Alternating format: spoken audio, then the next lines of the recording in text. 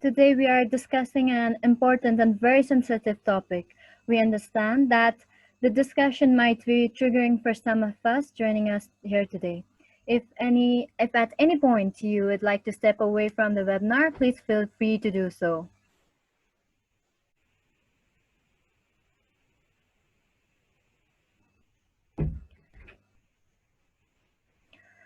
Over half of the world's population, which is 3.9 billion people, is currently confined to their home due to lockdown, as the pandemic has reached our doors. But the gruesome realities behind the doors remains unchecked. A lockdown as a safety measure has resulted in lockdown of rights to justice for many people. Today, the largest threat for many women and girls is where they should be the safest, in their own home. Global estimates published by WHO indicate that about 1 in 3, which is 35% of women worldwide, have experienced either physical or sexual and physical as well as sexual, sexual intimate partner violence or non-partner sexual violence in their lifetime. 38% of the murders of the women are committed by non-partner sexual violence in their lifetime, and 33% of the murders of the women are committed by a male intimate partner. The number has increased by 20 to 50% in different countries during the pandemic. Research shows that the majority of women survivors of intimate partner violence or sexual violence do not disclose or seek any type of help or services.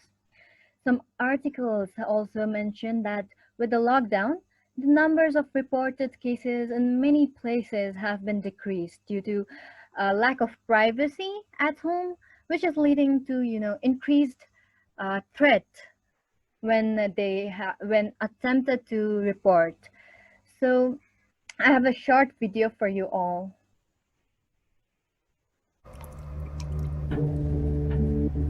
Right now, many people are trapped in their homes with an abuser. This is the shadow pandemic.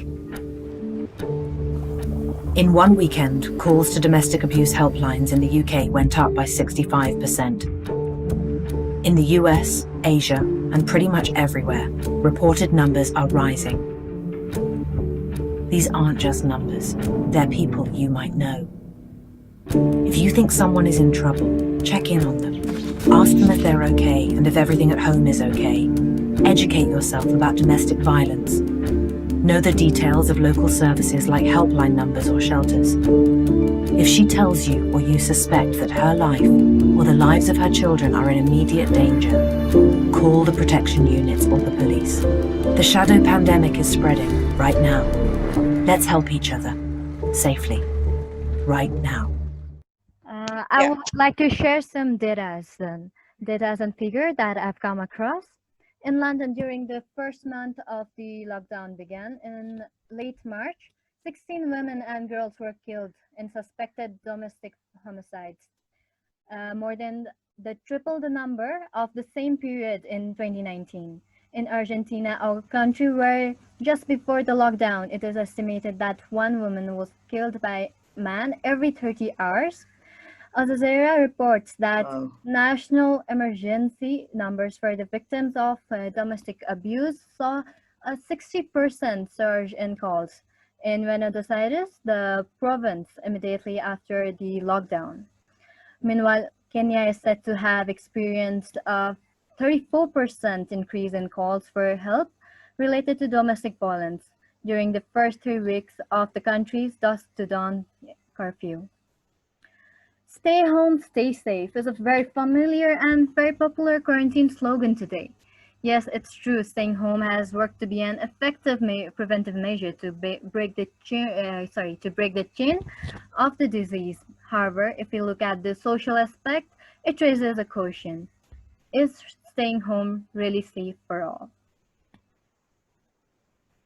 Today, to discuss on the topic, increasing violence during the pandemic, we have the founder president of UNESCO Center for Global Ethics and Sustainability Development in Istanbul, the former Vice President, United Nations, and the Chair of the Standing Committee on UNCSW of BPW International, who is also the founder president of BPW Ankara as well as BPW Turkey, Ms. Arzu, as our first speaker. Arzu, I request you to enlighten everyone here on the topic.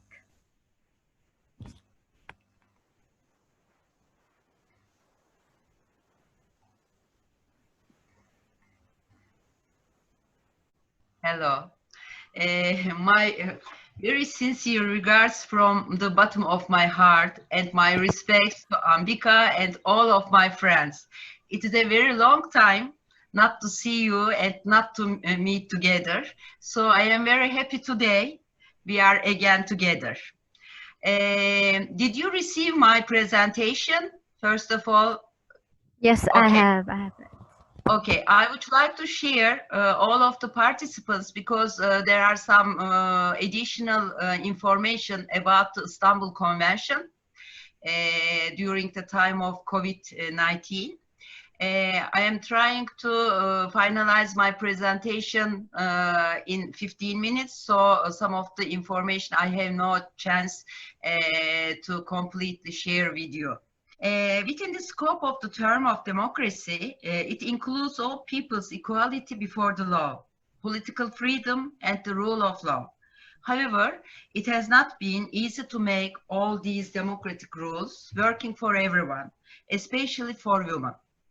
The term democracy first appeared in the ancient Greek political and philosophical thought in the city of Athens. In this context, a legislative assembly consisting of all Athens citizens except women, slaves, foreigners, non-landowners, and men under 20 years of age. The American Constitution was prepared based on the thesis that human rights and freedoms stemmed from the creation of people in 1789. These rights were given previously to men who had paid taxes and landowners, and in few years for all men, while women were given the right to vote in 1920. But women had to wait until 1965 to get their full participation of the elections. The first written document regarding the human rights and of women in history, Declaration of Citizen and Human Rights, adopted 1791, afterwards the French Revolution in 1789. As being the leader of women activists, Olaf de Gonge had lost her life in guillotine, with her words defending if women are sent to guillotine when they commit a crime as being citizens, then women should have the right to do politics and to go up to the rostrum as being citizens. The justification of that sentence given by the Revolution Court was women were claiming demands contrary to their nature, and the court was in the opinion of this decision would be lesson for other women. The history of women's victimization is almost as old as the history of the world. Every form of violence against women, which takes its source from the male-dominated system, emerged as a crime of humanity in all areas of life and always. 1 in 3 women worldwide have experienced physical or sexual violence by intimate partner or sexual violence by a perpetrator in their lifetime. In 2017, more than half of the female victims of intentional homicides were killed by a family member.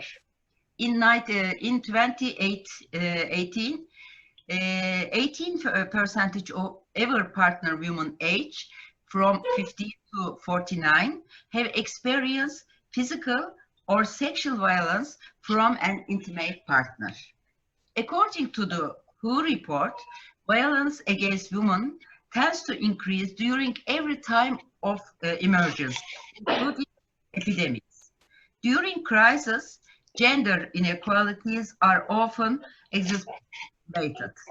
Direct and indirect discrimination towards vulnerable people, such as people with disabilities, refugees, and migrants, and people living in poverty become more visible. While data are scarce, reports from China and the United Kingdom, and the United Kingdom and the United States and other countries suggest an increase in domestic violence cases since the COVID-19 outbreak. For example, the number of domestic violence cases reported to a police station in Jinju, a city in Hubei province, tripled in February 2020 compared to the same period of the previous years. In France, domestic violence complaints have increased by 30% since the curfew that started on March 17. As a result of the curfew that started on March 20 in Argentina, emergency calls increased 25% due to the domestic violence. Calls to support lines in Cyprus and Singapore increased by 30% and 33% respectively. Domestic violence and emergency shelter demands have increased in Canada, Germany, Spain, the United Kingdom, and the United States. However, domestic violence shelters have reached the limits, limits of their capacities, or unable to get women in need more due to the quarantine conditions. In some cases, they are used as health centers. According to a survey conducted in Australia, 40% of aid workers stated that they received more requests for help. 70% of them stated that cases become even more difficult during the COVID-19 process.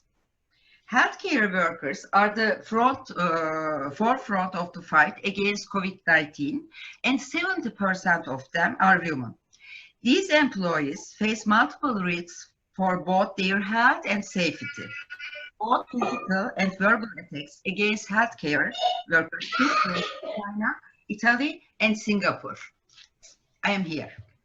The rapid development of technology has created a new environment for violence against women, cyber violence. In places where women have access to technology, online violence is increasing. In the European Union, 1 out of every 10 women over the age of 15 before the COVID-19 outbreak reported cyber harassment. According to Europol, online activities for child abuse have increased in the process of closing in homes. Millions of women frequent lessons in this process, and different forms of online harassment are become widespread. Examples include pornographic videos that are sent unintentionally when trying to connect a teleconference. Violence against women and sexual violence in public spaces will also increase in conditions where social distance practice, empty streets, and public transport.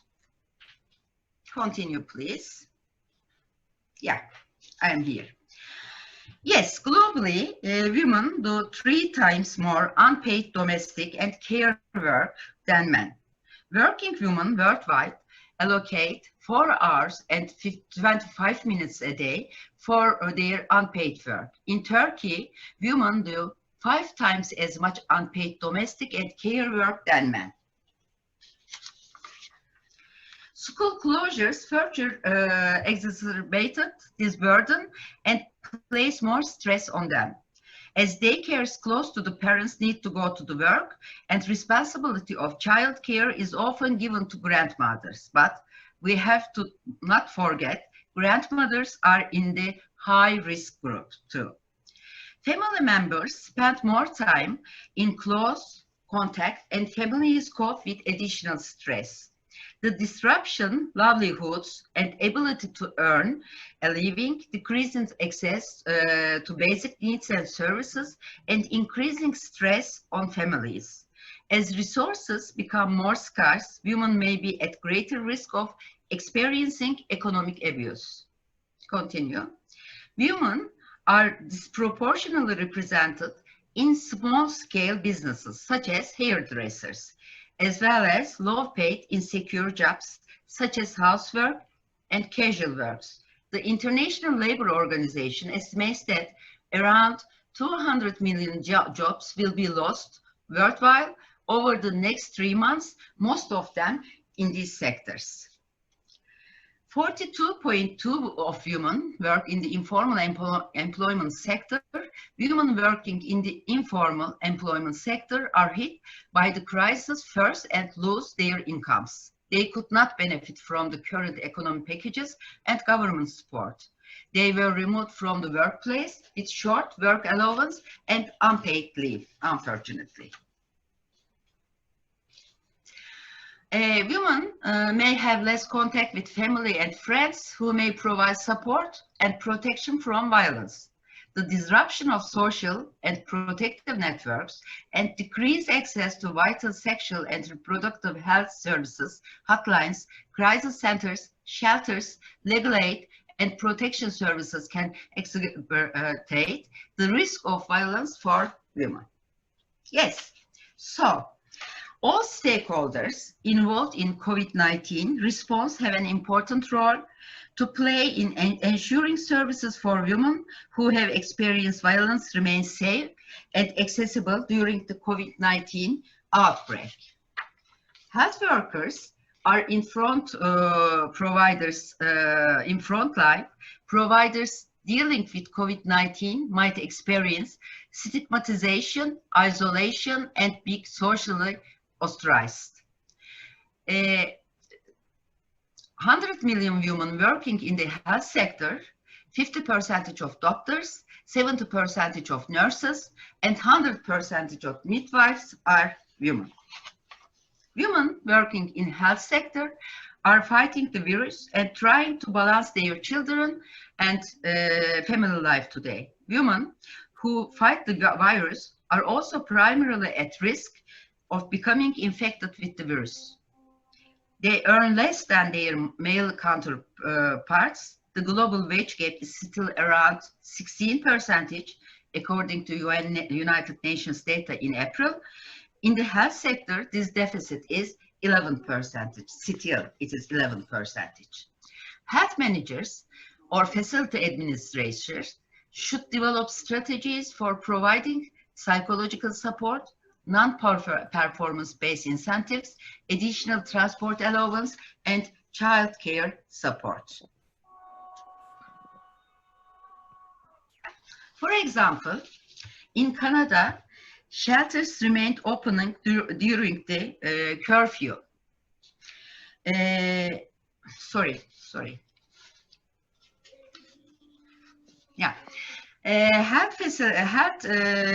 facilities.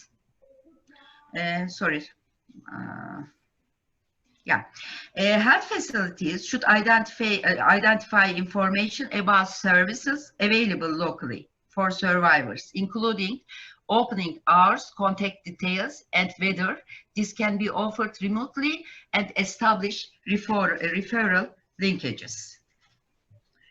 Health providers can help women who disclose by offering first-line support, such as listening without judgment, inquiring about needs and concerns, validating survivors' experiences and feelings, enhancing safety, and connected survivors to relevant medical treatment.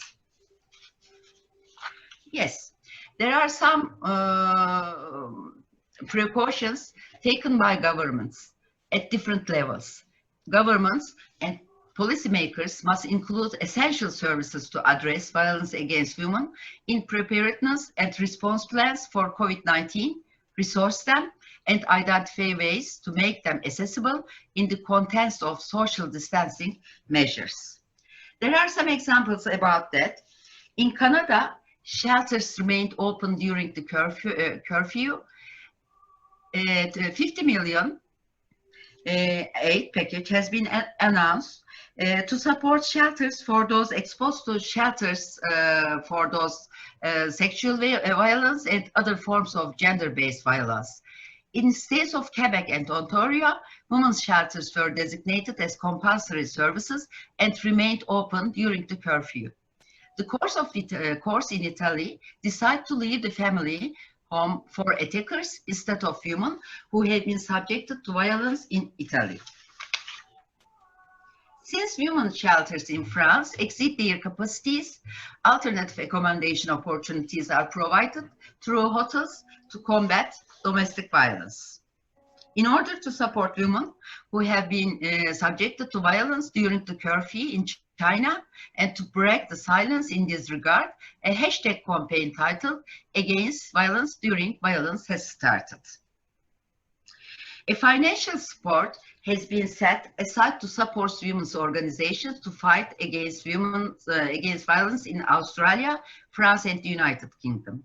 In Spain, a chat application, which also includes a location information function, offers instant psychological support and assistance to women who have experienced violence. In Spain as well, women can ask for help at the pharmacies using the MESC19 encrypted message, and the police come to the pharmacy for help. In Kumari, in the United Kingdom, the police assigned new tasks for mailmen and couriers to pay attention to signs of violence or abuse. A software called Bright Sky provides support and information to women who have been harassed.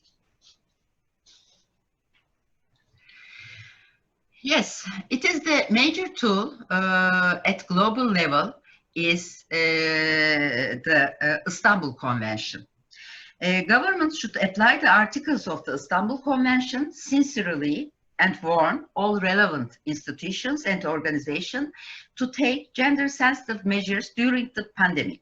After the case of violence against women and girls, as well as domestic violence, tend to increase in times of pandemic, the emerging data are showing an alarming increase in the number of reported cases of certain types of violence worldwide.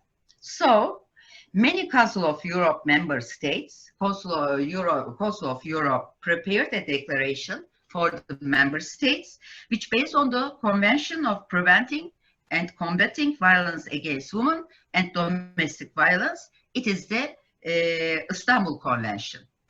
Especially the Articles 6, 7, 8, 11, 12, 13, 15, 16, 17, 19, 20, 22, 23, 24, 49, 50, 51, 52, 53, for accelerating the implementations during the COVID-19 pandemic.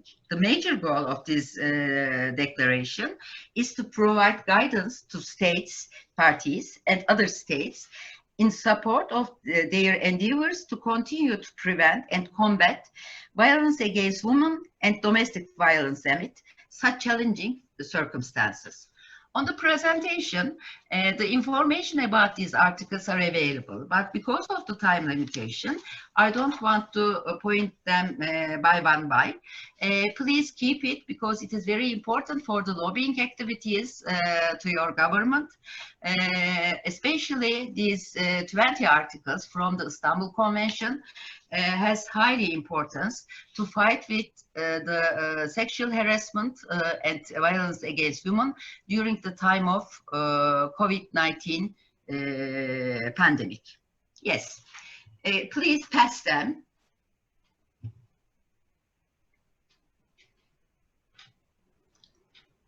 Yes. Besides the governments and the health organizations, health institutions, everybody in the community has some responsibilities to stop violence against women.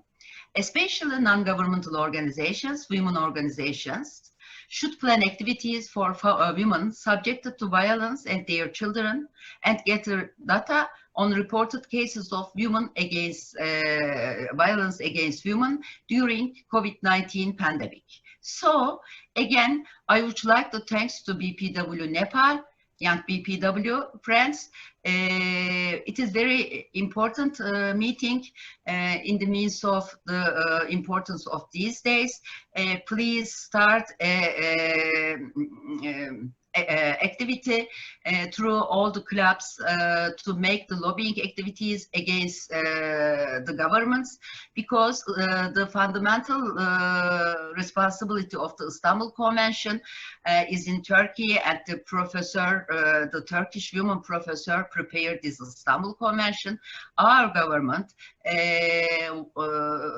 unfortunately doesn't want to consider Istanbul Convention these horrible days. So we have to start a campaign to obey Istanbul Conventions. It is very important for the non-governmental organizations, especially BPW International, at all levels. Thanks again for this meeting. And secondly, community members should keep in touch and support women subjected to violence, and to have information about where help for survivors is available. And women who are experienced violence may also find it useful to have a safety plan in case the violence escalates. This includes having a neighbor, friend, or relative or shelter identified to go in the event. They need to leave the house immediately for safety. My presentation is at all, but I am very happy to answer your questions today and every time. Please contact with us. Please keep in touch. Thank you very much.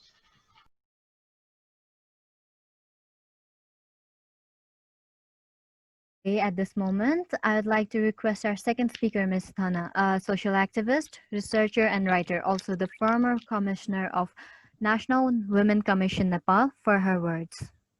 Yeah, okay. Yeah, thank you so much, Avipsa, and your entire team, a team of young BPW Nepal, for providing me this good opportunity. I would like to focus on my presentation. Can you share on the screen, Avipsa?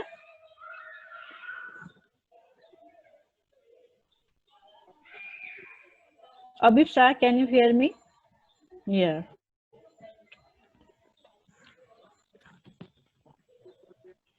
Thank you so much for sharing this screen.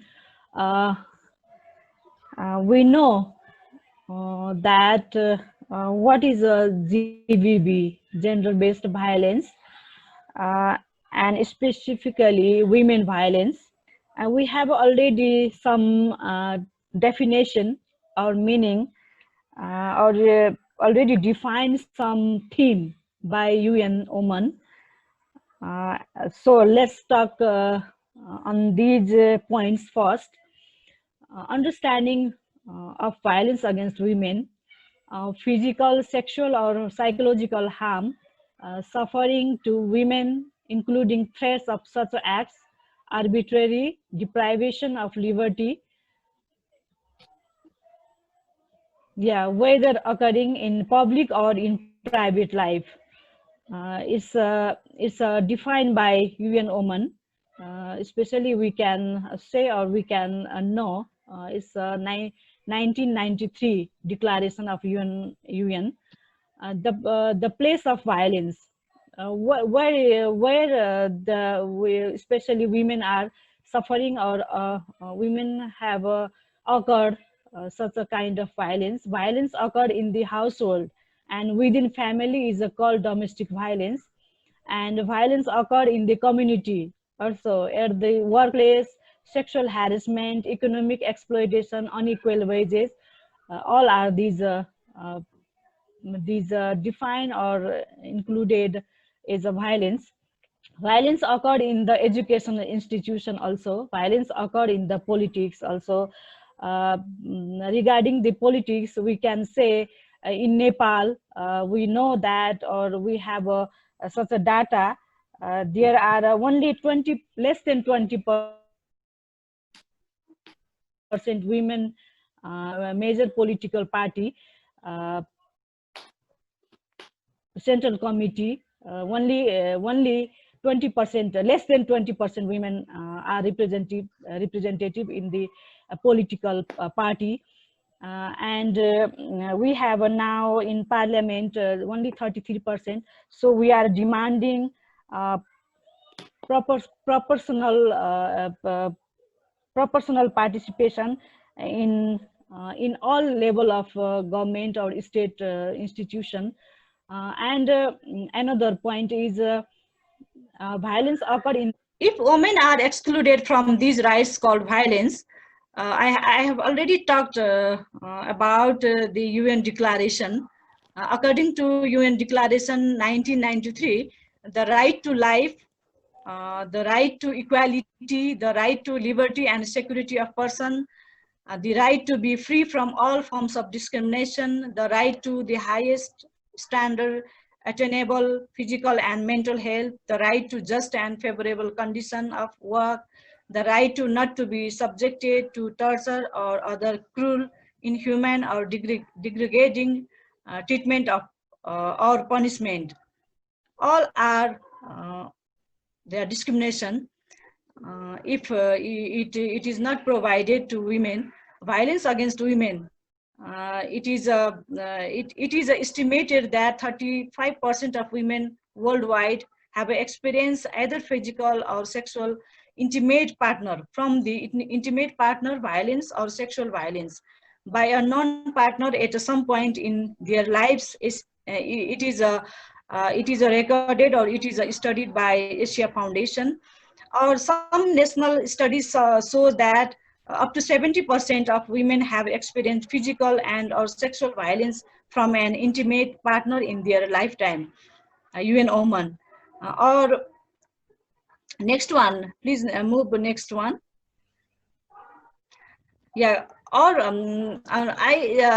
I especially would like to talk to some point on the specific situation or specific or particular situation of in the South Asia or the context of Nepal. There is a different type of phenomena or issues that is a caste system, patriarchy, gender hierarchies, and sexual assault. The two most important characteristics of the caste system have to do with the endogamy and occupational restriction, violation of caste norms, particularly by lower caste and Dalit subjected to extreme punishment. Caste patriarchy is essentially anchored in the regulation of female sexuality and labor, which is a main entry point of caste system. Women are gateways of the caste system, as the burden of endogamy was a link to the bodies of women. The norms and functions of caste patriarchies are structurally different from women of higher caste and the women of lower caste. The brutality of sexual violence, which are manifest through language against Dalit women, is such that is cannot be reproduced in a text without translation or sanitization.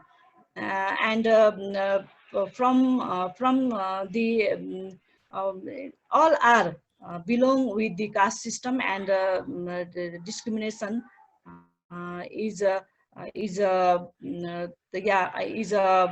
discrimination or suffering from Dalit women. And dominant upper caste women and sexual assault on Dalit women. The unequal social relations between Dalit women and dominant upper caste women are based on the ritual sanctity, while the upper caste men have had sexual access to lower caste women. The upper caste women have had access to the labor of lower caste and Dalit women due to the higher social position in the caste hierarchy.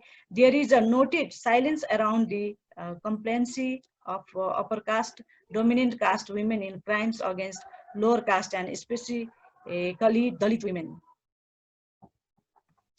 Here we can see the sexual assault specifically focus or suffer Dalit women more than non-Dalit women or so-called upper caste women.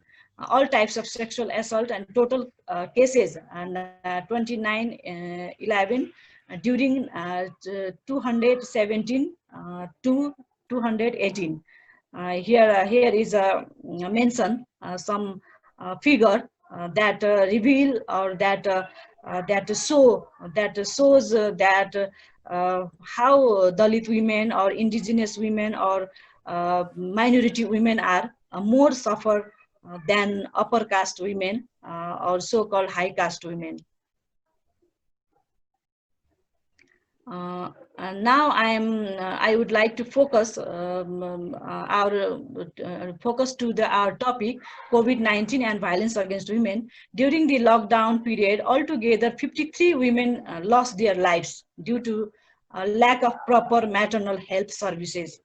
And next to altogether 30,000 thousands pregnant women excluded from essential maternal health services. And during lockdown period, 374 domestic violence cases reported to the police. Among them, 274 cases were related to the rape and 62 cases were related attempt to rape. And I would like to say in the challenges, what are the challenges we have? Inherited structural inequality and injustice, discrimination and social stigma, unemployment and loss of job, maternal health, depression, lack of psychosocial counseling, lack of social safety, increasing violence, and inclusion in COVID-19 responses. We can say, or we have a proof that the government of Nepal must consider how discrimination affects women in different ways, depending on how they are positioned within social, economic, and cultural hierarchies. Effort to end all forms of violence.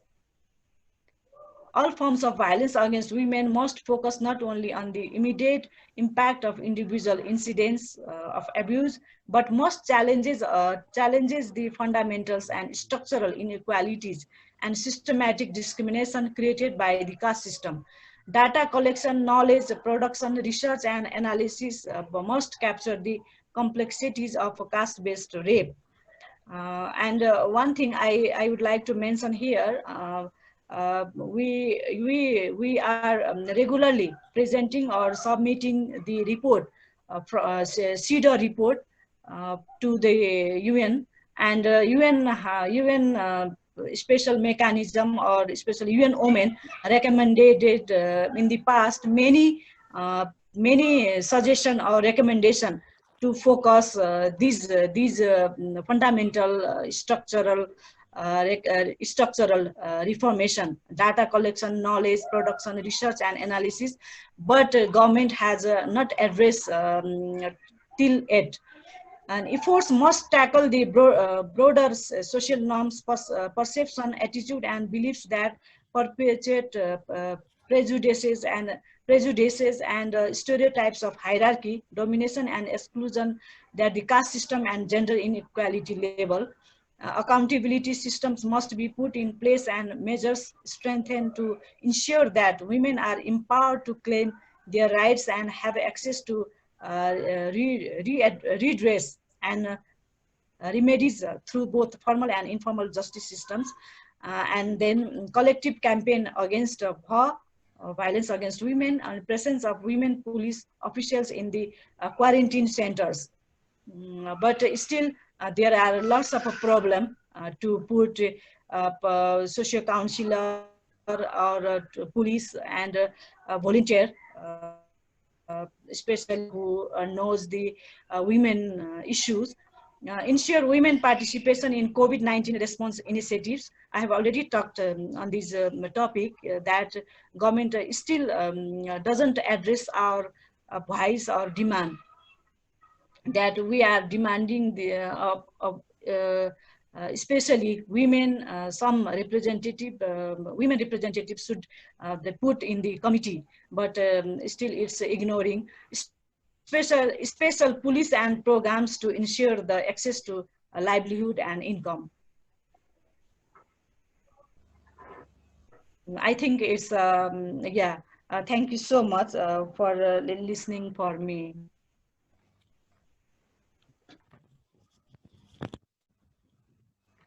Thank you so much for joining us today.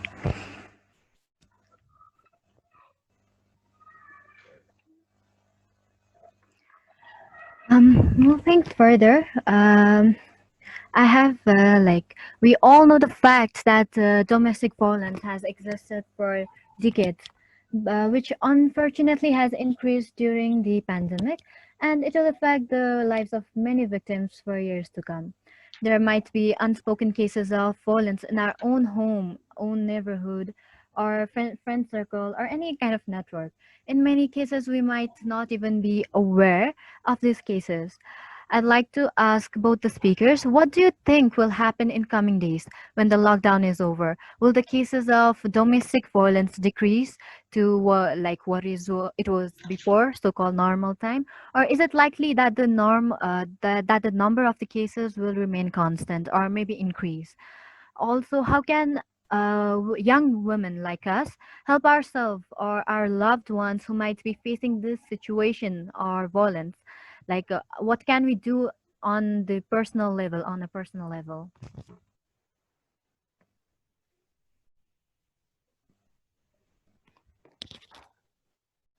Arzu, will you?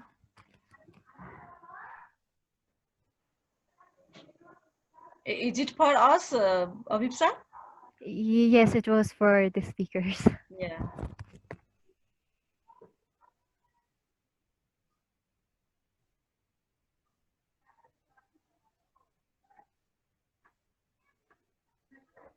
Arzu, are you putting first or? No. Yeah. Unfortunately, I worry about that. I have no clear idea about the situation in Turkey. Because the women organizations and also some media groups inform that there is a very serious increasing in the number of the women. Against violence, but the government does not accept it. So it is very interesting. It is impossible. And also there is some discussions about the Istanbul Convention. They don't want to follow the Istanbul Connections precautions against the time of emergency. However, we are trying to stop this kind of behaviors. But because all of the countries in the world have problem, and this problem increasing in the time of pandemic, but they don't accept it. It is impossible. It is not reality. However, we have to maybe start a campaign. We do, but there is some think wrong because the government reacted this kind of campaigns, but the oppositions also fighting to follow up the procedures of the Istanbul Convention. However, we have many problems, but I see that it is not only for Turkey, it is for many countries in the world. So maybe BPW taking the leadership on this issue and start a campaign for the specification on the pandemic time, violence against women. Maybe Nedima also take the leadership to start this campaign among the young BPW members.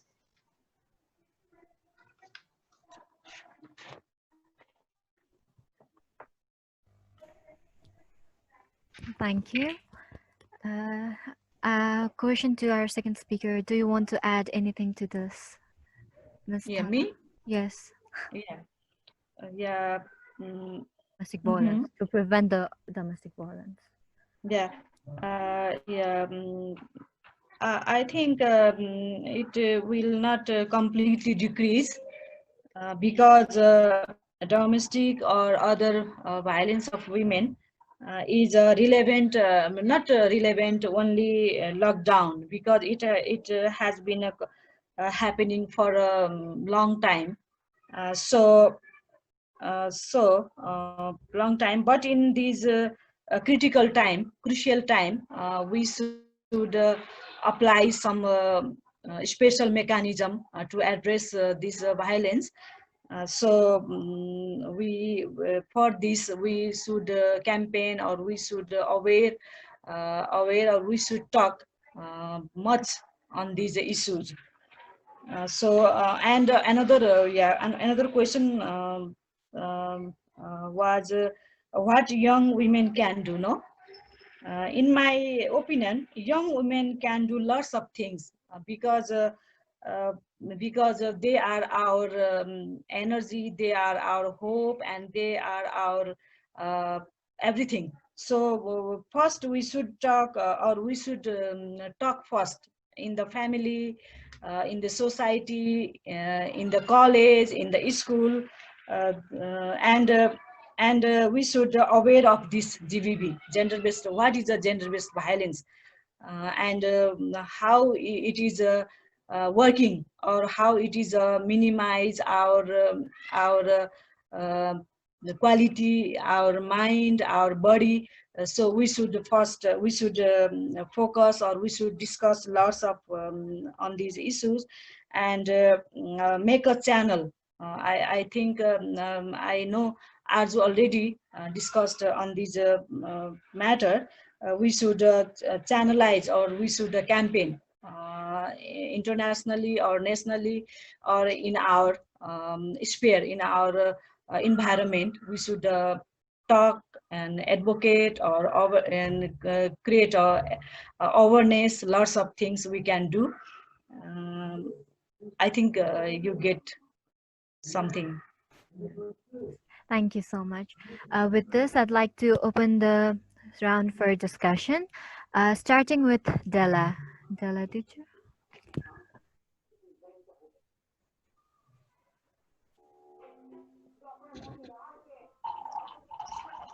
You have to unmute yourself.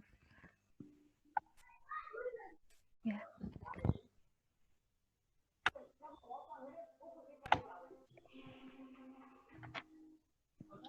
Hello, everyone. Well, this is me, Della Prasai, young BPW, and my warm regards to Ambica ma'am, Arju, Nilimadi, Ira auntie, and everyone who are attending this webinar. And thank you so much, Arju and Dhana ma'am, for this insightful remarks on this very relevant topic. And well, this lockdown imposed across many. Avipsa, are you getting me? Avipsa? Yes, you're audible. Yes, we're. Well, this lockdown imposed across many parts of the globe to mitigate the effects of coronavirus is only the medium to trigger the years of oppression and patriarchal practice in our society, especially in the South Asian context, and especially I'm talking about social, cultural, political, and legal practice. Well, and stigmatization and segregation of women for infertility and childlessness has become one of the worst social cultural practice for the violence. And we BPW members, Budhanilkantha chapter, with the cooperation from BPW Nepal, had conducted a research under the guidance of Geneva Graduate Institute on infertility and its impact on women. And as we have been talking about increasing violence against women, especially in this lockdown period, I would like to associate that topic in today's context in this webinar. And I had made a radio report as well. at that time, and I would like to demand a few more minutes from Avipsa to play the audio clip, to play the report that I had prepared on this context. So, Sure. We would love to hear that. well, this is the report. Have highly impacted the social, cultural, psychological, emotional, and mental life of women in many parts of the world, including Nepal. A large extent of gender-based violence has been induced by infertility. A special report by Prasai. People across the globe celebrated 8th March as the International Women's Day. This year, the day was celebrated with the theme, I Am Generation Equality, Realizing Women's Rights. While celebrating the day aiming towards bringing together people of every gender, age, ethnicity, race, religion, and country in a bid to drive actions that will lead to a gender-equal world, many of us might not have comprehended the fact that some women in some parts of the world are still subjected to become the victim of gender-based violence due to infertility and childlessness. The World Health Organization, WHO, has defined infertility and childlessness as a disease of the reproductive system defined by the failure to achieve a clinical pregnancy after 12 months or more of regular unprotected sexual intercourse. This is the clinical definition of infertility. Meanwhile, childlessness is a state of being without children. However, professor from Geneva Graduate Institute of International and Development Studies, Dr. Aditya Bhardwaj, who had also supported research on the impact to women's life due to infertility and childlessness in the remote settings of Nepal, said a lot of factors should be taken into account to define infertility and childlessness. If you follow the WHO definition, it will be unprotected sexual intercourse for a year, and if that doesn't result in conception and pregnancy, the grounds for infertility are in some sense set. But as we know, life is always a little more complicated than just applying definitional fiat to life processes. So 1 year unprotected sexual intercourse may or may not be the best definition. Speaking at a program on infertility, cause and consequences of gender-based violence organized by Women Rehabilitation Center, OREC, Nepal, Professor Dr. Bhardwaj said the issue of infertility was emerging worldwide. He said among all causes of infertility in the global south, it had been found that 50% of the problem lies within men, whereas 90% of burden was borne by the women. The context within the South Asian imaginary is one that sees infertility as horrifically stigmatizing, ostracizing in the extreme, and of course in many cases we find it is the very basis for gender-based discrimination and domestic violence and marital rape in some extreme cases. The founding chairperson of the Women Rehabilitation Center, OREC, Nepal, Dr. Renu Adhikari, said infertility has a various dimension, but the burden of social dimension is very high compared to the biomedical dimension. Dr. Adhikari added, as commercialization of the treatment of infertility already started, women had been facing violence in the name of surrogacy. Likewise, President of Budhanilkantha chapter of Business and Professional Women, Ira Sharma, said that men are also victimized because of infertility and considered important. She added infertility is a pretext of polygamy in all ethnicity, and women have been found socially, culturally, and religiously stigmatized. In many cases, they are found being segregated from many rituals and subjected to mental, emotional, and physical violence. Likewise, senior researcher and professor at Geneva Graduate Institute, Dr. Christine, said the consequences of infertility and childlessness are different from country to country and culture to culture. She said stigma is high in developing countries compared to developed countries. Infertility and childlessness is a global issue which affects all countries, and we have been trying to see in different countries what are the causes, but especially what are the consequences, because the consequences are different from country to country or from context to context. So there is a cultural element there. Executive Director at International Foundation for Population Development, Helen Biox focused on social change and social economic development of women to overcome the stigma, rejection, and segregation which have been faced by women due to infertility. Our research and our intervention on these infertility issues and understanding. Social change is definitely one that needs to be addressed to help struggle against this social stigma and this blame from society on this infertility that is experienced by women. And one action that we really try to link and to put to the forefront is the linkages between infertility and social stigma that is behind infertility and socio-economic empowerment for women who experience this infertility. Infertility, though looks like simple and perceived from medical and biological aspects, it has its wide impact on social and cultural dimension, resulting to have an effect on women's life and health. गत मार्च 8 मा विश्वभर समानताको पुस्ता अन्त्य गरौं हिंसा विभेद र असमानता।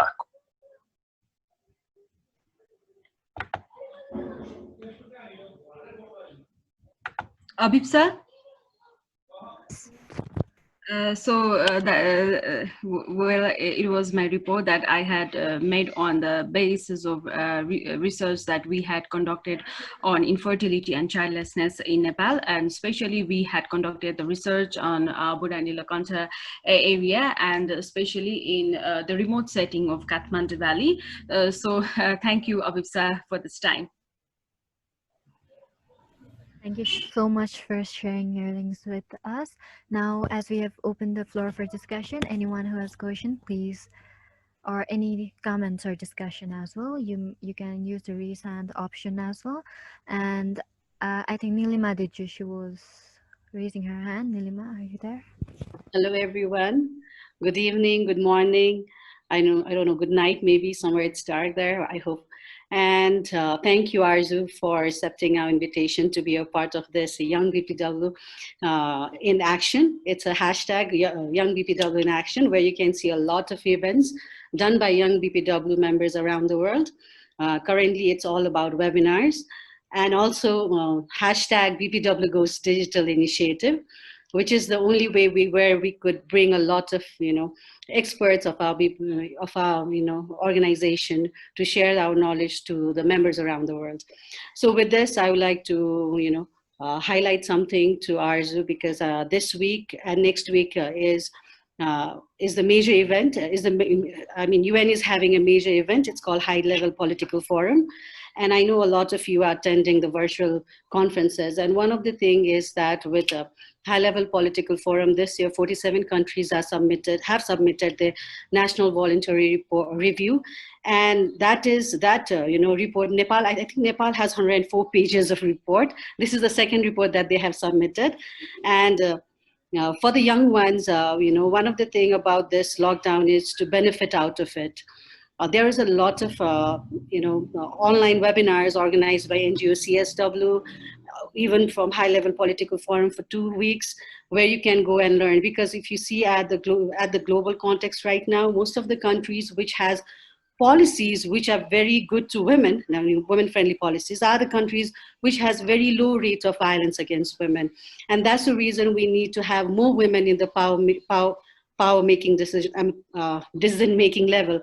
And when we talk about in Nepal, we have we are happy with 33. I'm not happy with 33% in parliament, because until we go for 50-50, there is no way we want to stop that. But for that, we need to empower our women as well.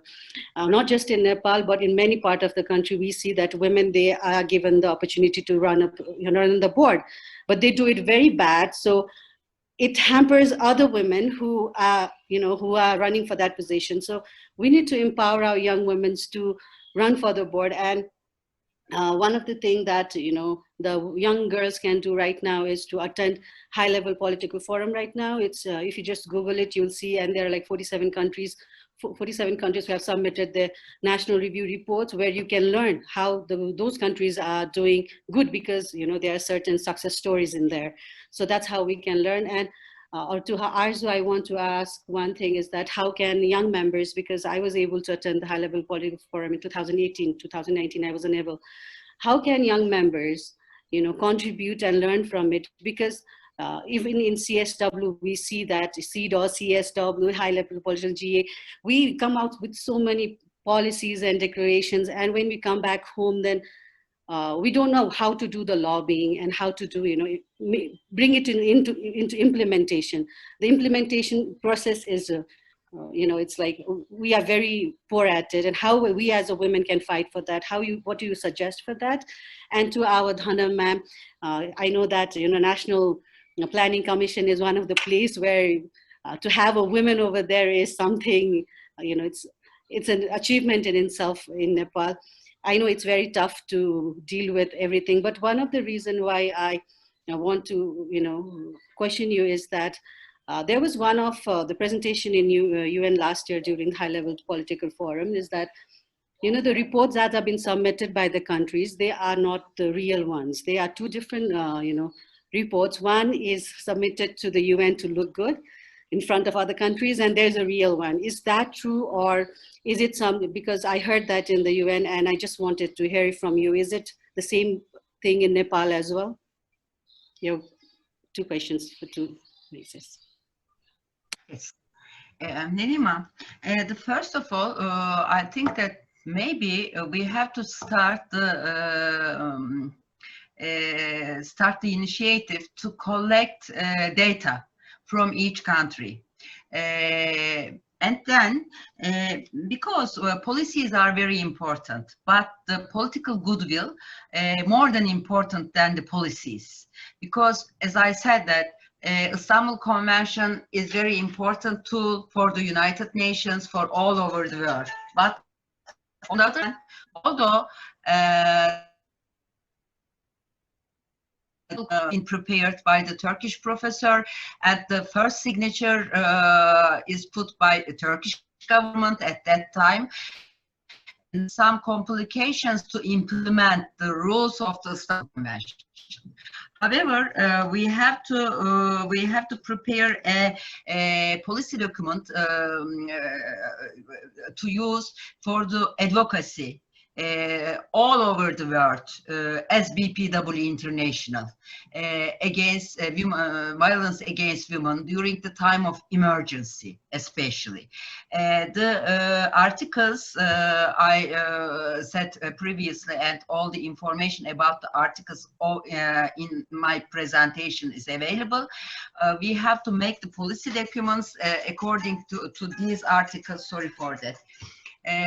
And start the lobbying activities to the governments all over the countries member of BPW International.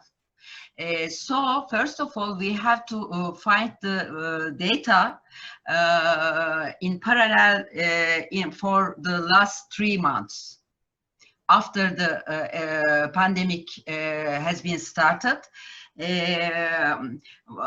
What kind of chains are available all over the world, because our government said that no, there is nothing changed, the numbers are decreasing. It is impossible. So we have to find the actual numbers increasing during the time of the epidemic, and take these policy documents and go to the governments and push them to implement Istanbul Convention.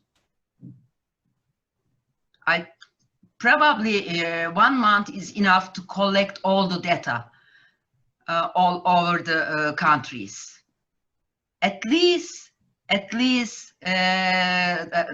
or 3 months during the time of pandemic. And if you need support to prepare a policy document, I am ready, because it is my my professionality, developing a policy document. I am ready to support you whenever you want.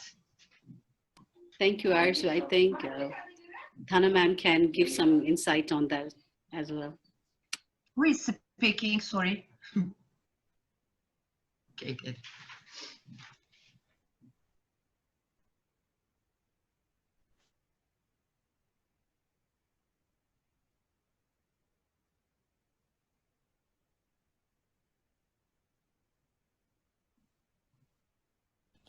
You're not audible, Dhana ma'am. You will have to unmute yourself. Okay. Thank you, Nilimaji, for your query.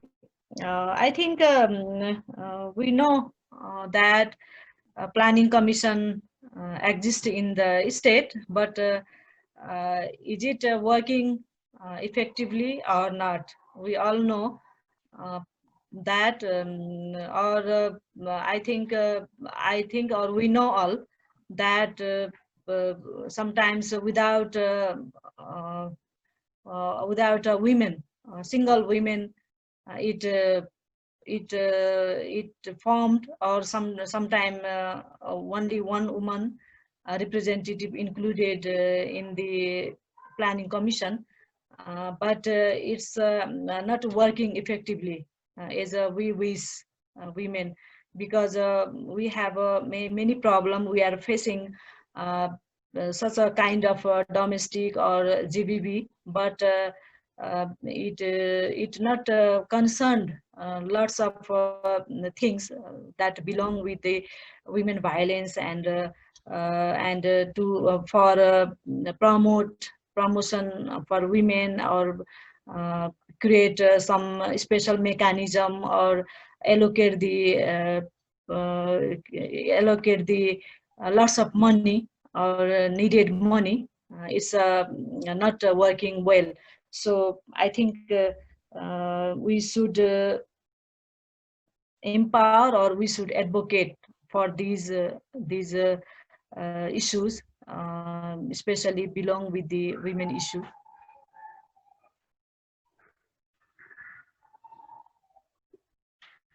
My question is, what is the plan in process to improve the violence against women within the country, nationally or internationally? Thank you to both the speakers.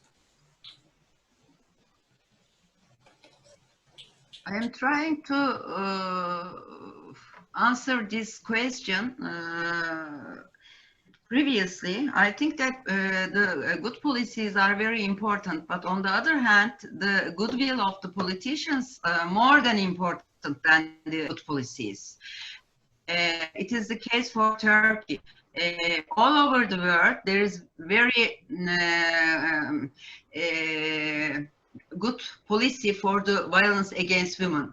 After the CEDAW Convention, Istanbul Convention is directly related about the violence against women. But some of the countries make implementation, some of them not. However, as international women organizations, we have to make advocacy. Because we have a power, because of United Nations consultancy statute. However, we have to develop a policy paper for us, and put the real value, the real data from the countries where BPW are available over there. We have to collect the data and put our policy paper, and maybe start advocacy actions all over the countries. And then maybe we have to put the report to the United Nations as well. Otherwise, it is impossible by ourselves, by one by, it is very difficult. Maybe it is important to get the collective action on this issue, because we are a very strong organization and we have very good, very powerful relationship with the United Nations. We have to use the power of the United Nations to start the campaign. And same question to Dhana ma'am in context to Nepal. What is the planning and how are we planning? And when it is going to be implemented in context to Nepal?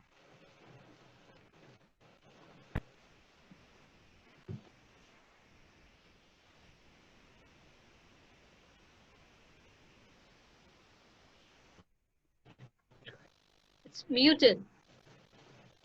Dila.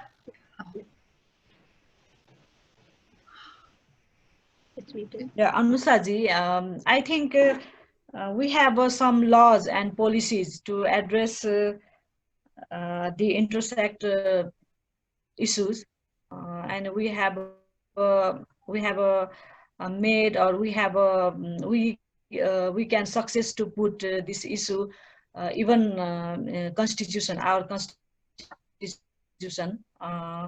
So, but it's not enough. We have to do lots of things in the future, but it's a good thing that we already started to discuss. We already start to make a discourse to the issues. That's our opportunity, or that's our we can say that's our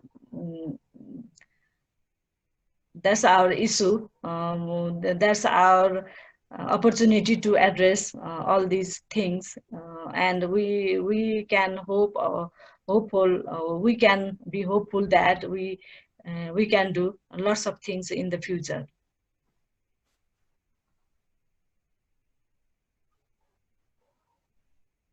Thank you, Dhana ma'am, for the positive remark. Thank you very much.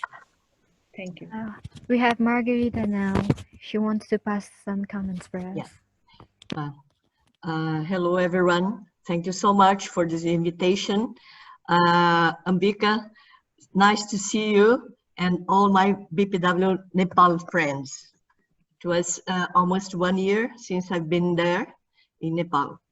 Well, it's great to see you, all of you, today in this virtual meeting, but it would be more greater if it would be to discuss or to have a joy meeting instead of talking about this issue. This issue, violence against women in pandemic period, it happens all over the world. And in my country, we have laws protecting women. But what we feel is that in this period, we talk all about COVID, but not the consequence. We don't talk too much about the this violence against women that is happening in women's organizations such as we are taking this issue to much more than our Minister of Women's Policy. And the numbers are very high. It's like what you presented today. And we are talking a lot, but it doesn't come to the public in the news. Hardly we saw news about this this statistic, this what is happening to the woman. And besides, I'm talking always about psychological violence against women. Maybe psychological aspects are not being discussed. Psychological aspects doesn't appear, it's invisible, but we will have it forever. And these issues, psychological aspects, should be maybe talked more. And I always say that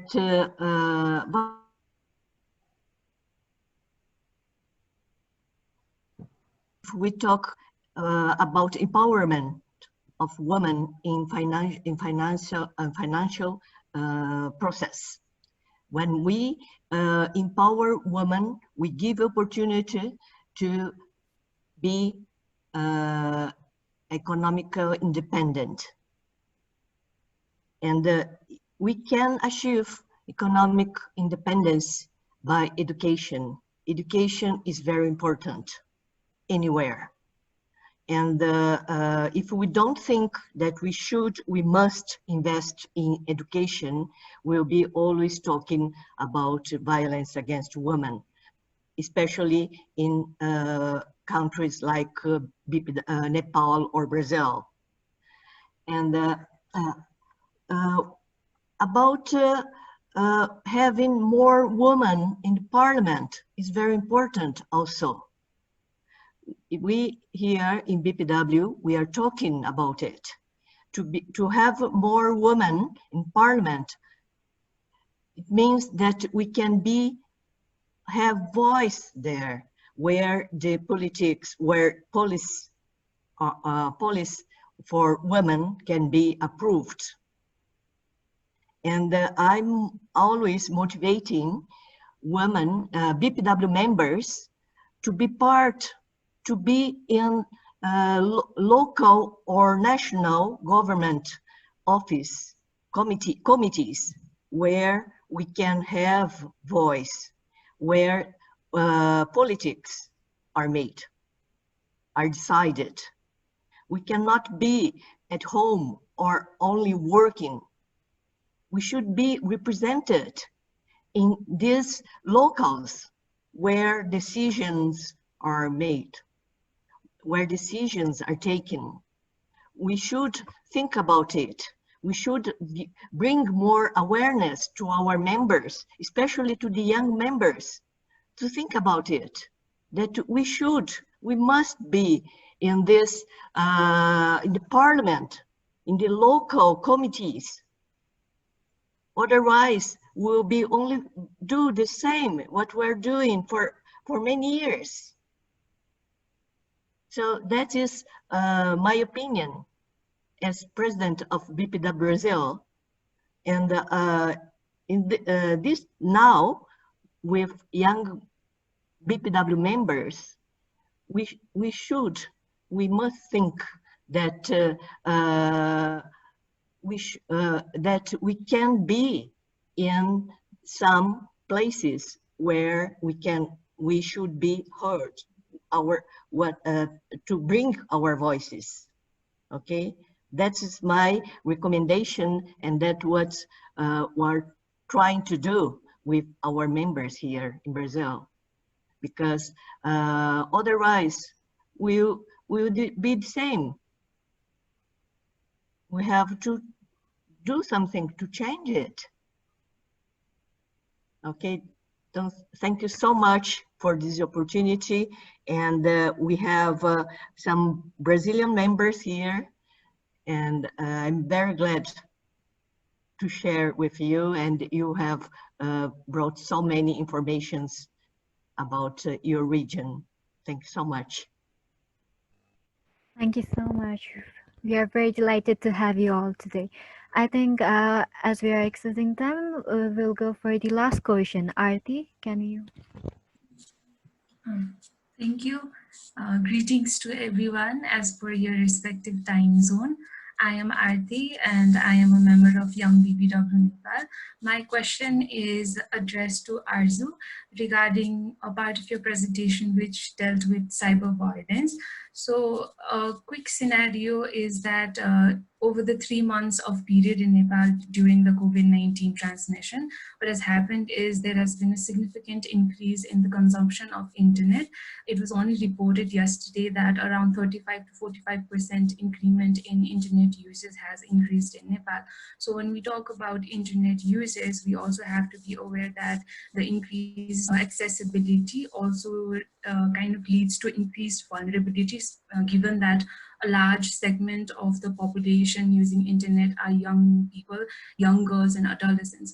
So we are a country where we have to understand that our cyber laws are not that strong or not as updated according to the global scenario of technological advancement, and a significant proportion of parents are not technology friendly. So in such a gap, where the consumption is rapidly increasing and the vulnerability is also increasing side by side, what kind of role do you think we need to play, given your experience with different countries, in order to ensure that the consumption does not increase the vulnerability of young girls and adolescents to issues of cyberbullying and violence, taking into account that the laws and parents' role is not up to the mark as it should be?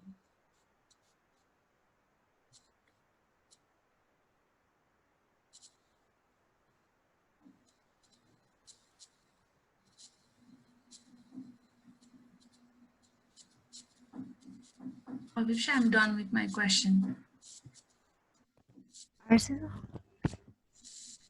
The last part of the question, I don't understand. Can you please repeat the last part of the question? My question is, taking into account that we are a country where our cyber laws are not as per date updated to the global scenario of technology, and that a significant number of parents are not technology friendly enough to monitor or supervise their children, young girls and adolescents using technology or internet. How do we bridge in that role to make sure these girls, these adolescents do not fall vulnerable to issues of cyber violence and cyberbullying? Very difficult question. I have no idea about the solution. Sorry for that. But I think that it is not the issue for the non-governmental organization. Mostly the precautions should be taken by the governments. So lobbying. If we have to make the reports at national levels, especially we use the data at this period and make a report and take it and go to the governments, the institutions related with this issue and make lobbying. Otherwise, I have no solution, sorry. Thank you. That addressed it. And I have one final question to Dhana ma'am. Ma'am, हजुरले सुन्नुभएको छ?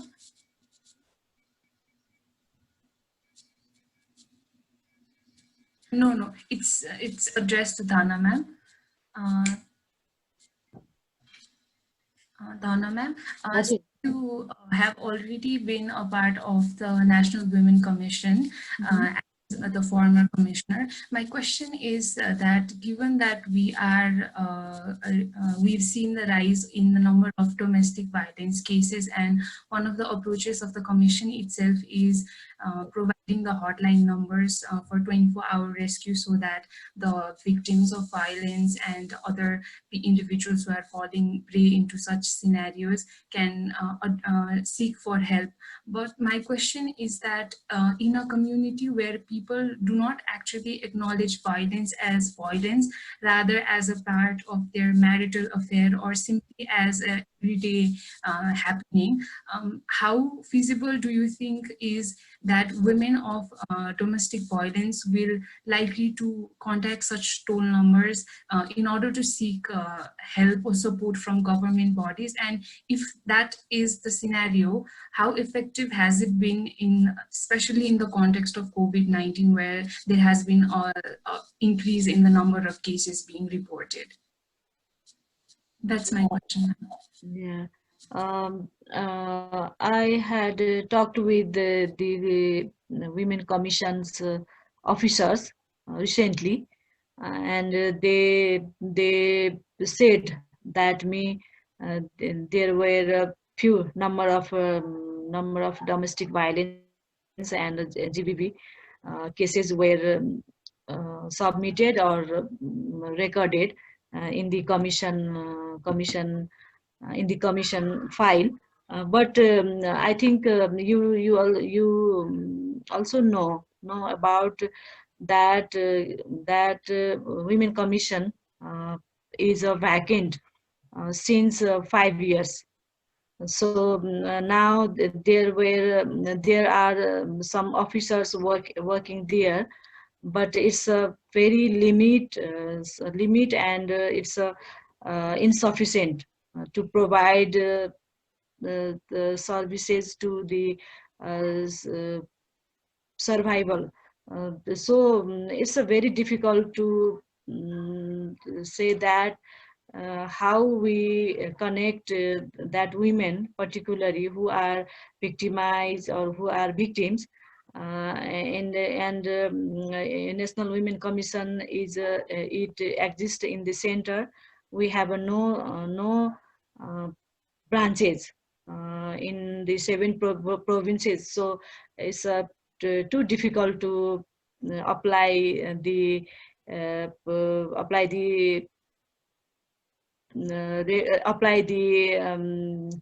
के भन्यो निवेदन हैन, निवेदन दिनको लागि पनि गाह्रो छ. So we are but we know that in the lockdown period, during the lockdown period, there are so many cases, especially maternal cases and domestic violence and rape also increasing massively. So we have a very tough challenges to address, but government is not adequately addressing our cases. But we also do many things or many work together. So we should work. We have no option.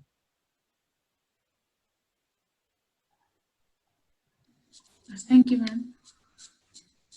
Due to lack of time, we have many questions left, but I don't think we will be able to address them in this webinar today. So I'd like to request our President of the Federation of Business and Professional Women, Nepal, Ms. Ambica Shrestha, for her words.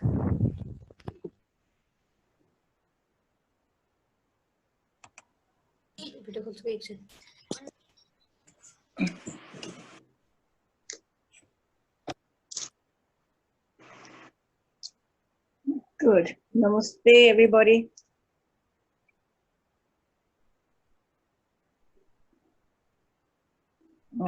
Okay, let's see. Namaskar, ma'am. Namaskar. Okay, namaste, all of you. Good evening, good morning, and everything to everyone all over the world. It's great to be listening to all of you, and it's wonderful. And thank you very much, Budhanilkantha and the young BPW for doing this and bringing out a topic which is so important to all of us. And it's great that Arzu, great to see you, Arzu, and great to see you talking and being so eloquent and all the study that you've done on violence against women and all the issues that you have told about the UN and how it could be worked and how we should be working. Also, to Dhana Kumari ji, great, thank you for taking part and also giving us all the details of what has been done and what will be done in Nepal, and what you are doing. And also now that you're in the Planning Commission, it's great that you are there. And we would like you now, that's one of the places where, as everybody has been saying, and what Arzu has been saying about advocacy, that's where you are, and this is where we need you. Now, the most important thing about it was so good to hear about all the violence against women. Also, I'd like to really thank Della for giving the information on infertility and the violence against women in that, and how that is where a great violence, it's not only with women, it's also a stigma against men, also infertility, and how that is difficult.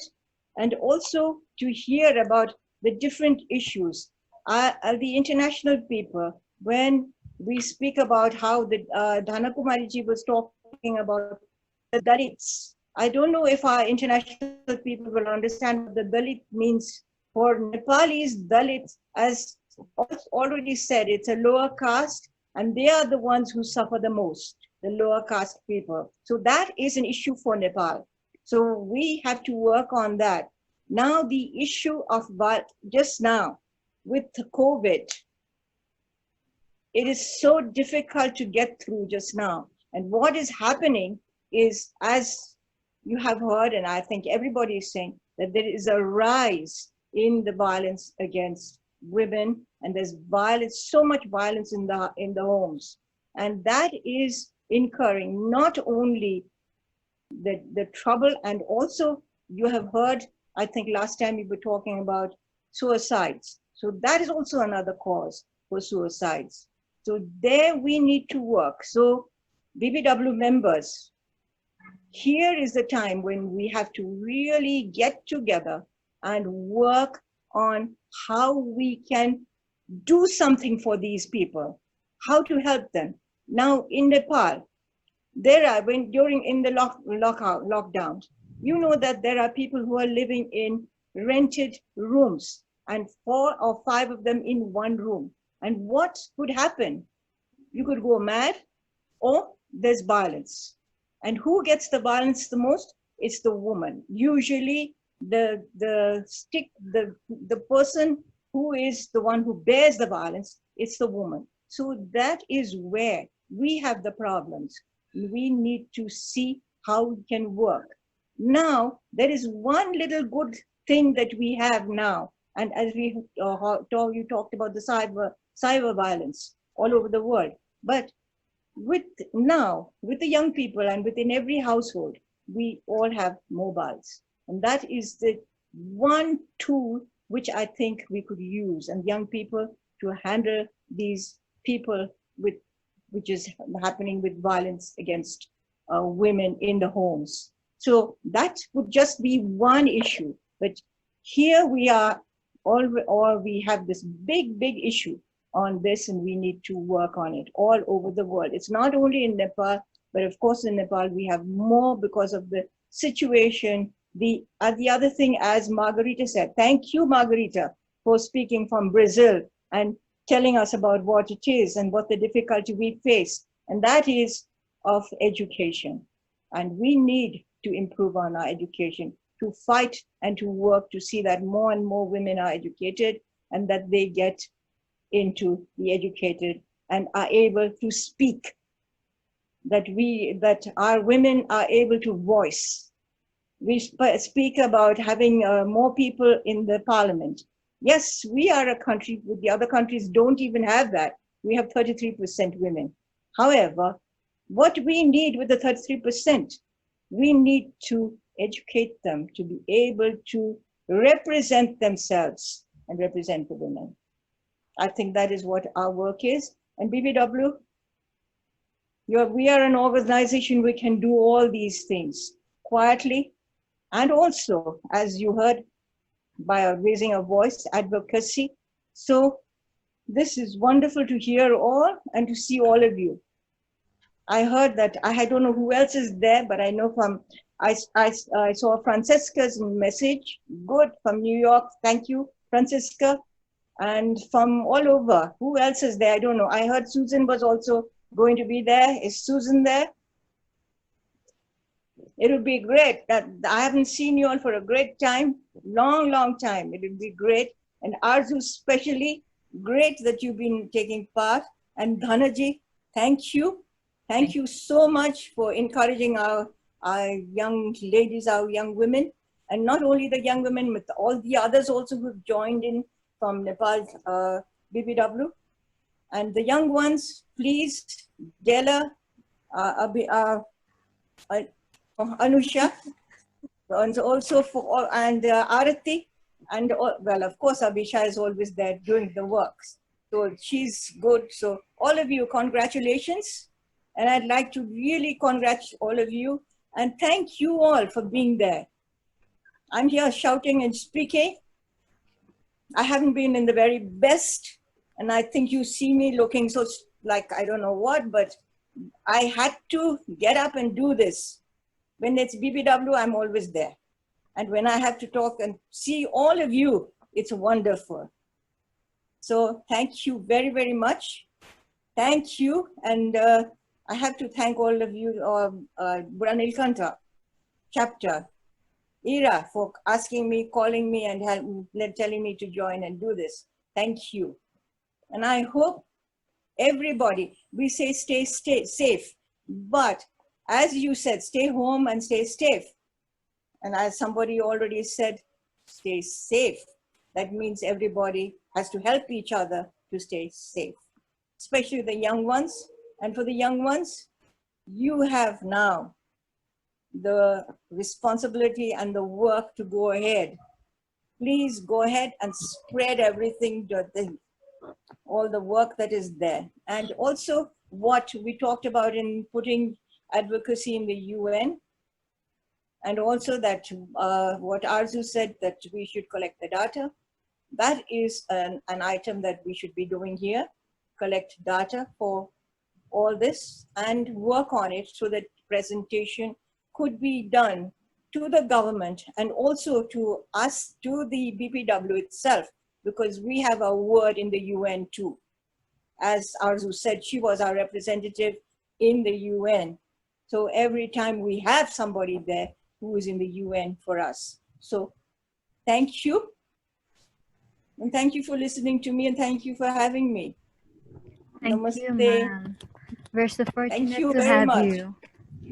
As we have come to the end of the program, I have a short story to share with you all. Very good. Okay, the story is about Geeta. Geeta wakes up at 5 a.m. Her husband is lying next to her door. Sorry, I think. Will you please? Yeah. Okay. So Geeta wakes up at 5 a.m. Her husband is lying next to her on the floor. The previous night, he had come home drunk and upset. The coronavirus outbreak meant fewer people using the public transport. Rickshaw driver Vijay's income had dropped from 1,500 rupee a day to 700 rupee a day. How many days will it be like this? He shouted, throwing a bottle of spirit he'd been drinking against the wall. Geeta's children scrambled with Geeta for shelter, for help. Thankfully, Vijay climbed into a small mattress, and the whole family shared and felt asleep as soon as his outburst. It took a while to calm the children, says Geeta. They have seen their father angry many times in their life, but the past few weeks has been worse. They've seen him throw things in the wall and pull me by the hair.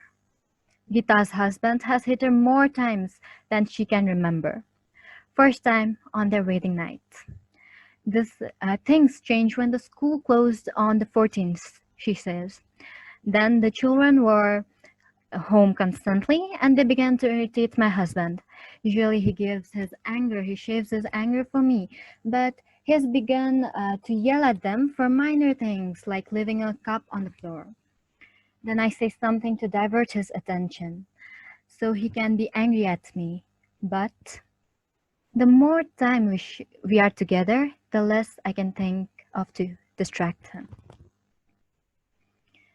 What is compelling Geeta and thousands of women to stay with their abuser or to remain silent? Is marriage, children, love, and fear strong reasons to be continued to be abused? What does support to survivors look like? Can't I stand up for myself if I have a solid ground to stand on? Can't I, a woman of modern age, get what I want and what I deserve? Do I know any abuser? Do I encourage any of them? Do I suppress the victims by telling them to compromise in relationship? Do I normalize being slapped by my husband? Do I know if my daughter is being abused? Do I know that my sister is one of the 55% who choose to remain silent? Do I know if the nearest and dearest to me are a victim of any kind of violence? I hope today's webinar has given us all some insights and information to think about. We will be back with another webinar, either looking at the deeper issues on increased violence, because we have like many questions which has remained unanswered today. And with that, we've come to the end of the webinar. Thank you very much for joining us and actively participating today. I hope to see you all soon. Thank you.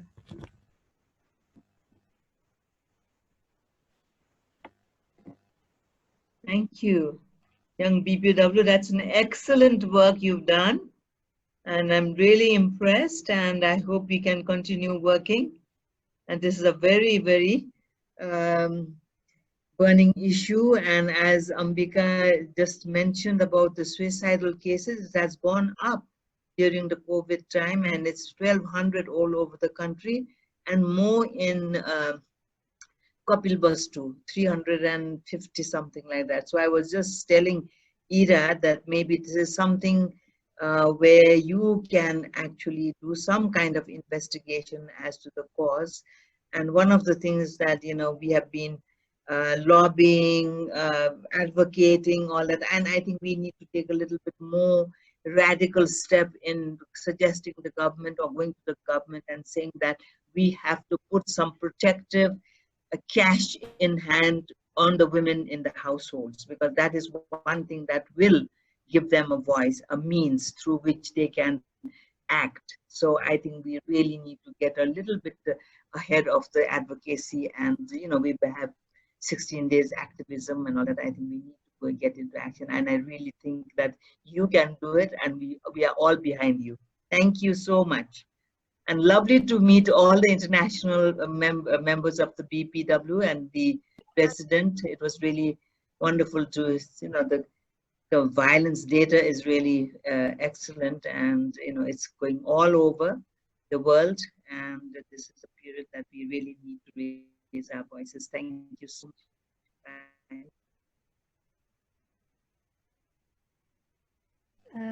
I think your mic is muted. Let me introduce to the international, that is Dr. Beena Pradhan, who is working with us in BPW.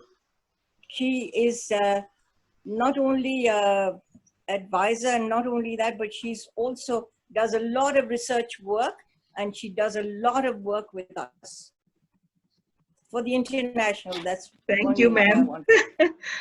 Yeah, thank you. So thank you everyone for joining us. I think I'll be ending the meeting for everyone today. Thank you. Thank you.